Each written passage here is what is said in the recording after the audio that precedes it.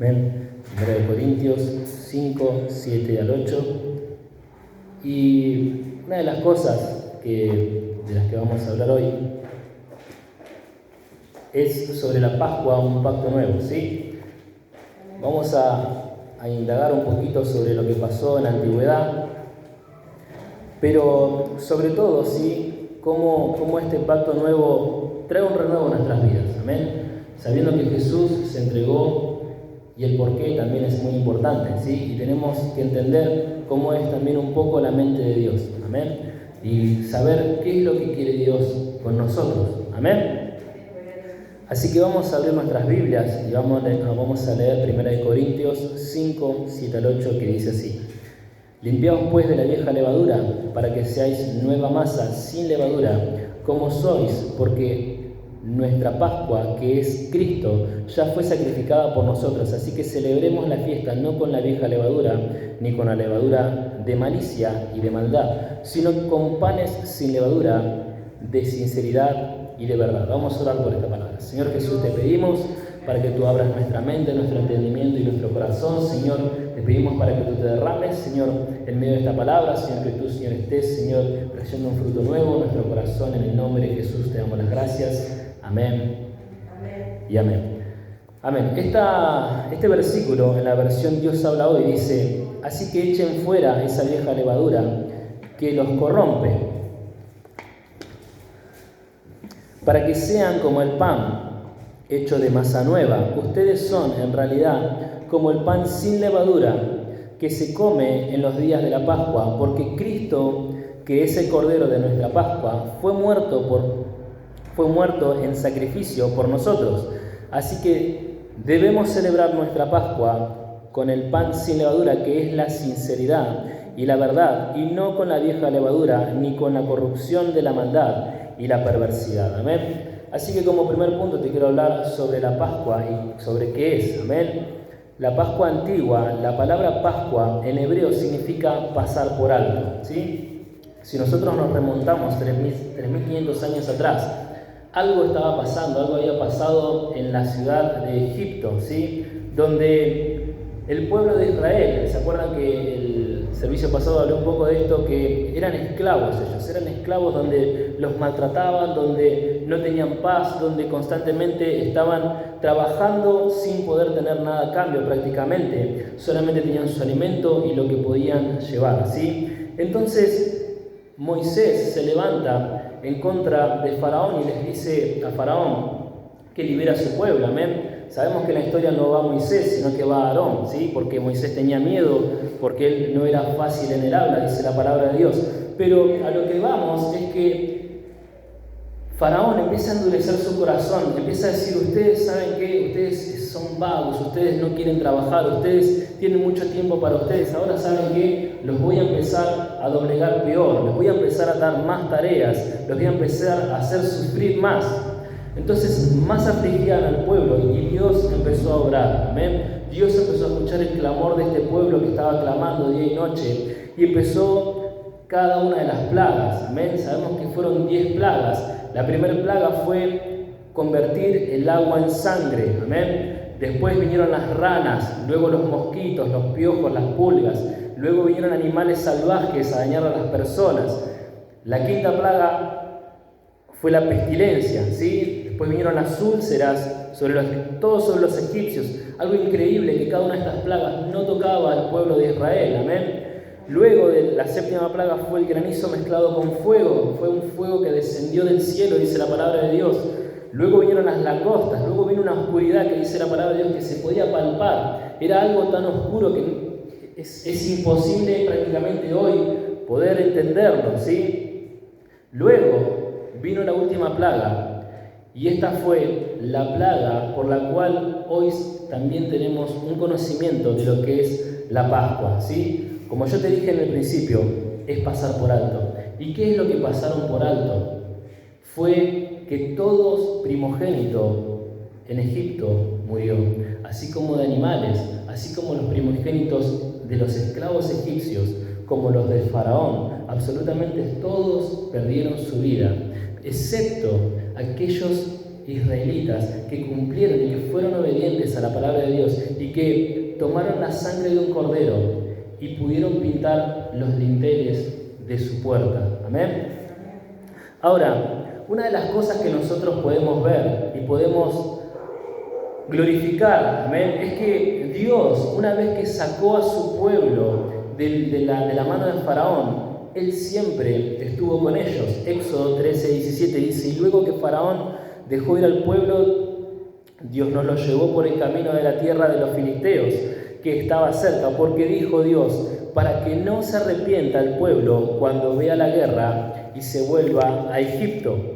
Éxodo 13, versículo 21 y 22 dice: y Jehová iba delante de ellos de día en columna de nube, para guardarlos por el camino, y de noche en una columna de fuego para alumbrarles, a fin de que anduviesen de día y de noche. Nunca se apartó de delante del pueblo la columna de nube de día, ni de noche la columna de fuego. Una de las cosas que nosotros vemos, que la palabra de Dios nos dice que Dios estaba en la columna de fuego y estaba en la columna de nube, cubriéndolos del sol, porque ustedes saben que en el desierto el sol es fatal, amén. Para los seres humanos, si no tenemos agua, literalmente nos vamos a morir. Entonces, lo que hacía Dios era cuidar a su pueblo, ¿sí? Algo que nosotros podemos ver es que estuvieron 40 años en el desierto y ellos no se les habían gastado las zapatillas ni la ropa, amén. Siempre Dios va a estar cuidando de su pueblo, siempre Él va a estar pendiente de cada una de nuestras necesidades. El problema es que muchas veces no lo podemos ver, amén. El pueblo de Israel, ellos tenían a Dios adelante de ellos, cubriéndolos, pero ellos veían una nube. Ellos veían que había simplemente algo como un fuego a la noche, y no podían entender que la presencia de Dios estaba con ellos, porque luego ellos se empezaron a quejar y empezó a pasar todo lo que ya te expliqué el servicio pasado. Pero lo que nosotros podemos ver es que Dios está con nosotros, amén, que Dios nos acompaña, que Dios te está mirando, que Dios te está viendo, amén, y Él siempre te va a dar una dirección. Y Él siempre quiere tener una dirección porque tiene una bendición para tu vida. Deuteronomio 26, 8 y 9 dice: y Jehová nos sacó de Egipto con mano fuerte, con brazo extendido, con grande espanto y con señales y con milagros, y nos trajo a este lugar y nos dio esta tierra, tierra que fluye leche y miel.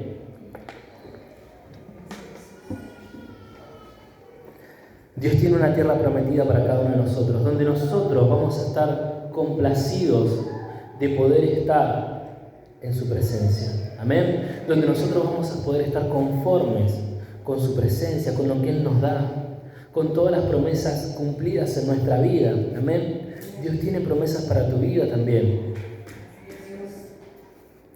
Ahora, vamos a hablar sobre la sangre, que es la redención, amén, sobre el sacrificio. ¿Por qué? ¿Por qué simplemente Dios no nos perdona? No, tiene que haber un derramamiento de sangre, dice la palabra de Dios. Hebreos 9:22 dice: y casi todo es purificado según la ley con sangre, y sin derramamiento de sangre no se hace remisión. La versión Dios habla hoy dice: según la ley casi todo tiene que ser purificado con sangre, y no hay perdón de pecados si no hay derramamiento de sangre. Amén. La última plaga fue necesario que se matase a un cordero limpio, puro, dice la palabra de Dios, perfecto, donde esa sangre fue la que ellos tomaron y pintaron los dinteles de la puerta. Mirá, Éxodo 12:7 dice: y tomaron de la sangre y tomarán de la sangre y la pondrán en los dos postes y en el dintel de las casas en que lo han de comer. Amén. Este sacrificio que pasó hace 3.500 años atrás, este cordero que ellos tomaron y comieron, tal vez inconscientemente de lo que estaban haciendo, simplemente estaban siendo obedientes. Este cordero hoy lo podemos ver a través de Cristo Jesús. Amén. Sabemos que Él fue inmolado por cada uno de nuestros pecados, para que nosotros hoy podamos tener una vida nueva en Él, para que hoy nosotros podamos ser renovados a través de su Espíritu Santo, para que podamos estar parados delante de Dios sin mancha y siendo como Él. Amén. La sangre es necesaria para poder limpiarnos delante de Dios.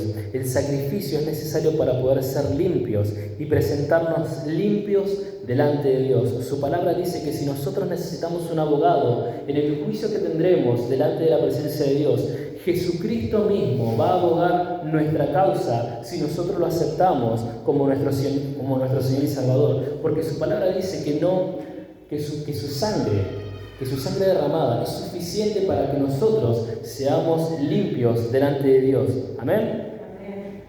Y hoy podemos aceptar la sangre del Cordero que fue inmolado por vos y por mí y por cada uno de los que estamos acá.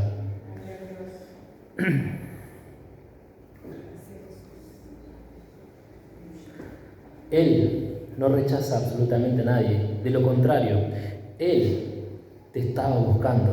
Juan 12:47 dice: al que oye mis palabras y no las guardas, yo no le juzgo, porque no he venido a juzgar al mundo, sino a salvar el mundo. Amén.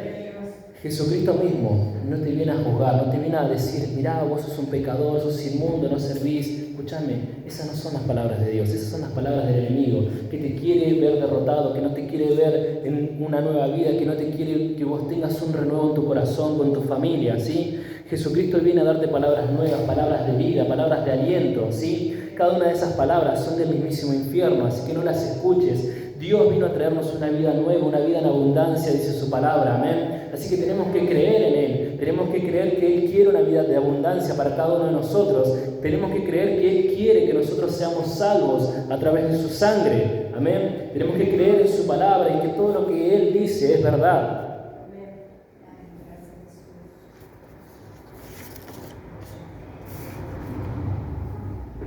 Él está esperando que lo recibas. ¿Sabes para qué?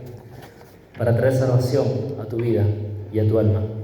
Hebreos 10, 8 al 10 y versículo 12. Dice así: en primer lugar, dice que Dios no quiere ni le agradan sacrificios ni ofrendas de animales, ni holocaustos para quitar el pecado, a pesar de que son cosas de la ley que la ley manda a ofrecer. Si ustedes saben, en el Antiguo Testamento, antes, para expiar los pecados del hombre, se tenía que llevar un cordero, una oveja, un buey o una paloma, depende del pecado de la persona, y se sacrificaba delante de Dios y se decía que la persona era limpia. Amén. Vamos a leer Isaías 1, 11 al 13. Dice así: ¿para qué me sirve, dice Jehová, la multitud de vuestros sacrificios? Hastiado estoy de holocaustos de carneros y de cebo de animales gordos. No quiero sangre de bueyes, ni de ovejas, ni de machos cabríos. ¿Quién demanda esto de vuestras manos cuando venís a presentaros delante de mí para hollar mis atrios? No me traigáis vana ofrenda, el incienso me es abominación. Luna nueva y día de reposo, al convocar asambleas, no lo puedo sufrir. Son iniquidad vuestras fiestas solemnes. Amén. Lo que Dios está buscando es un corazón sincero, un corazón entregado a Él, un corazón entregado a su voluntad, un corazón que escuche su palabra, que tenga un cambio verdadero y que sea un hijo de Dios verdadero. Versículo 9, Hebreos 10:9 dice: y después añade: aquí vengo para hacer tu voluntad, es decir, que quita aquellos sacrificios antiguos y pone en su lugar uno nuevo. Dios nos ha consagrado porque Jesucristo hizo la voluntad de Dios al ofrecer su propio cuerpo en sacrificio una sola vez y para siempre. Pero Jesucristo ofreció por los pecados un solo sacrificio para siempre y luego se sentó a la derecha de Dios. Él es el Cordero que se dio en sacrificio para que vos y yo estemos limpios delante de la presencia de Dios. Él es quien nos hace aceptos delante de su presencia. Gracias al sacrificio que Él entregó, gracias a que Él fue golpeado, gracias a que Él derramó hasta la última gota de su sangre, hoy nosotros podemos ser salvos. a través de ese sacrificio. Y eso es lo que nosotros reconocemos en esta Pascua. Amén. Ese sacrificio, ese dolor, aquel sufrimiento, aquello que padeció, eso es lo que nosotros traemos a memoria a nuestras vidas. Y eso es lo que vamos a hacer en este día. En esta tarde te invito a que cierres tus ojos por reverencia a Dios y que inclines tu rostro. Y quiero hacer un llamado de salvación para aquellas personas que quieran aceptar a Cristo Jesús como su Señor y Salvador. Este llamado lo hacemos todos los servicios. Y te invito a que levantes tu mano si quieres aceptar a Cristo Jesús como tu Señor y Salvador de tu vida y de tu alma. Amén. Dios bendiga tu mano. Te invito a que repitas esta oración conmigo. Señor Jesús, yo te pido perdón por mis pecados. Yo te acepto como mi Señor y Salvador de mi vida y de mi alma. Te pido que escribas mi nombre en el libro de la vida. Y te doy las gracias, Señor Jesús. Amén y amén.